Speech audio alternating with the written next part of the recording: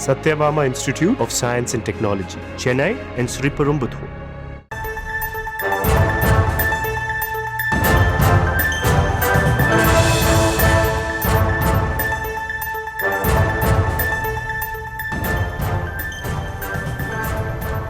மற்றும் ஒரு அண்மை செய்தி.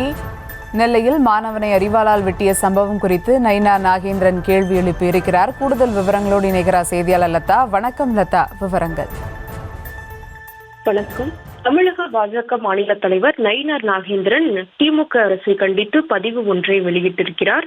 அவர் வெளியிட்டிருக்கக்கூடிய பதிவில், திருநெல்வேலி மாவட்டம் பாளையங்கோட்டையில் பள்ளி வகுப்பறையிலேயே 8ஆம் வகுப்பு மாணவனை சக மாணவன் சரமாரியாக அரிவாளால் வெட்டியுள்ள சம்பவம் தமிழகத்தையே உலுக்கியுள்ளது என்றும், தடுக்க வந்த ஆசிரியரை அந்த மாணவன் தாக்கியுள்ளதும் பெரும் அதிர்ச்சி அளிக்கிறது என்றும் குறிப்பிட்டு வெளியிட்டிருக்கிறார். மேலும் காயமடைந்த மாணவனும் ஆசிரியரும் விரைவில் குணமடைந்து வீடு திரும்ப இறைவனை பிரார்த்திக்கிறேன் என்றும், தினம் ஒரு கொலை, கொள்ளை, பாலியல் குற்றங்கள் மற்றும் சாதிய ரீதியான தாக்குதல் ஆகியவை வரிசை கட்டி கொண்டிருக்கும் இந்த அலங்கோல ஆட்சியில் பள்ளி சிறார்கள் கையிலும் பயங்கர ஆயுதங்கள் புழங்கும் அளவிற்கு தமிழகத்தின் சட்டம் ஒழுங்கு சீர்குலைந்து கிடப்பது பெரும் ஆபத்தானது என்று குறிப்பிட்டிருக்கிறார். மேலும் அதுவும் பென்சில் கேட்ட தகராறில் தாக்குதல் நடந்துள்ளது என்று கூறுகிறார் நெல்லை உதவி காவல் ஆணையர் என்றும், ஆனால் பென்சிலுக்காக பள்ளிக்குள் அரிவாளை மறைத்து எடுத்து சென்று உடன் படிக்கும் மாணவனை தாக்கும் அளவிற்கு நமது பிள்ளைகளின் மனதில் வன்முறை வேர்படந்துள்ளதா